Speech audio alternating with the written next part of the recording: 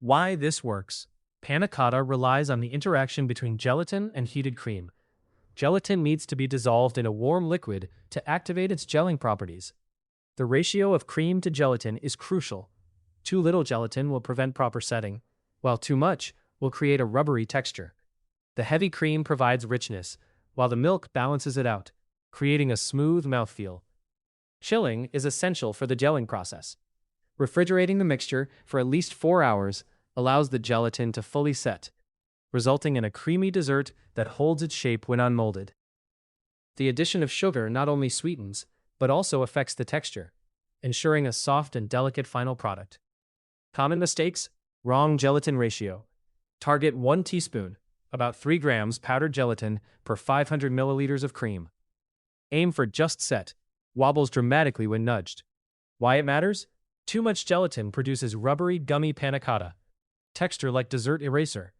Too little and it won't set at all. Runny pool on the plate. The sweet spot is barely holding together. What to do? Measure carefully. The signature of perfect panna cotta is the borderline collapse when unmolded. Workarounds. Using sheet gelatin? 1 sheet, about 2 grams, per 250 milliliters cream. For agar-agar, vegetarian, use 1/4 of the gelatin amount by weight. Produces firmer, more brittle texture. Not bluing the gelatin. Target: sprinkle powdered gelatin over 3 tablespoons cold water. Let sit 5 to 10 minutes until spongy. Why it matters? Gelatin dropped directly into hot cream forms lumps that won't dissolve. Blooming first lets each granule absorb water and prehydrate, so it melts cleanly into the warm cream. What to do? Bloom first, always. Sheet gelatin can be soaked in cold water for 5 minutes, then squeezed before use. Workarounds: skipped blooming and got lumps? Strain the mixture through a fine sieve. Overheating the cream. Target: heat cream to 75 to 80 degrees Celsius, just enough to dissolve sugar and gelatin. Never boil. Why it matters? Boiling cream causes proteins to coagulate, creating grainy texture, evaporates volatile aromas, and degrades the gelatin's setting power. What to do? Use a thermometer or watch carefully. Small bubbles around the edges. No rolling boil. Pull from heat the moment sugar dissolves. Workarounds. For vanilla infusion, heat cream plus split vanilla bean to a bare simmer. Off heat, steep 30 minutes. Then rewarm gently to dissolve gelatin. Pouring too hot. Target: cool the cream mixture to about 50 degrees Celsius before pouring into molds. Why it matters? Very hot cream poured into glass or ceramic molds can crack the molds. Hot cream also continues to cook any vanilla seeds, sometimes producing dark spots.